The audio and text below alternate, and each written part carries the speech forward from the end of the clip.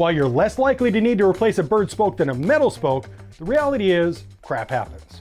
If it does, don't fret. Replacing a Berd spoke is pretty simple, especially if you have a hook flange hub. To replace a Berd spoke on a J-bend wheel, you'll need the following tools and supplies. A replacement spoke. It's not a bad idea to have a few replacement spokes on hand, just in case. Berd stocks all of our spoke lengths, and we can get them out to you really quickly, but that's still about a week away. If you had them on hand, you'll be up and riding way faster. A spoke holding tool, a spoke pulling tool and wire loops, a spoke nipple tool like the Park Tool SW15 three-way nipple wrench or the SW16 nipple driver, or the Berd thin nipple wrench. An awl or other pokey device, some spoke holding rods, and for straight pull hubs, you'll need an insert pushing tool and possibly a tangential straight pull insert. Many of these supplies can be found in a Berd toolkit. The final and most important piece of safety equipment are these safety glasses. The first step is to simply remove the spoke that needs to be replaced. Now, bend the wire loop in half and crimp the ends so that they fit through the hub hole. You may find it helpful to do this bending and crimping before adding the replacement tools to your toolkit. Open the spoke loop and insert the wire through the loop.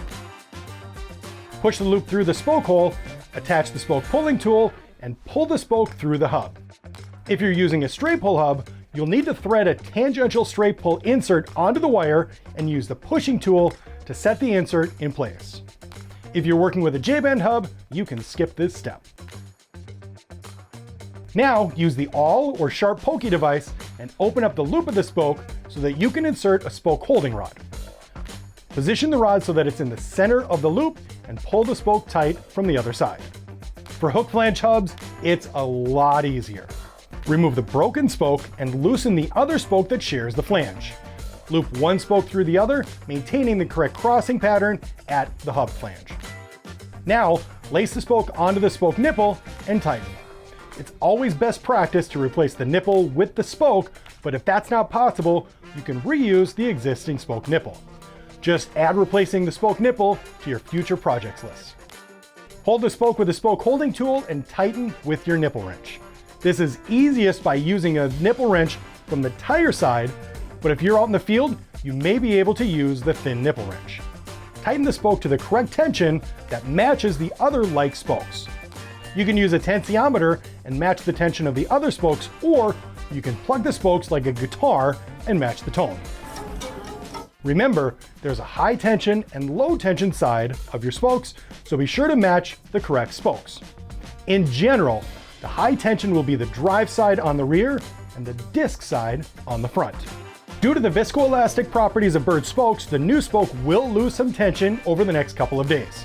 The wheel is safe and ready to ride, but it may go out of true. Simply return the spoke to the correct tension in true, and once it's had a couple of days to settle in, it'll be at its final tension. Now, you're ready to continue to enjoy your Berd wheels.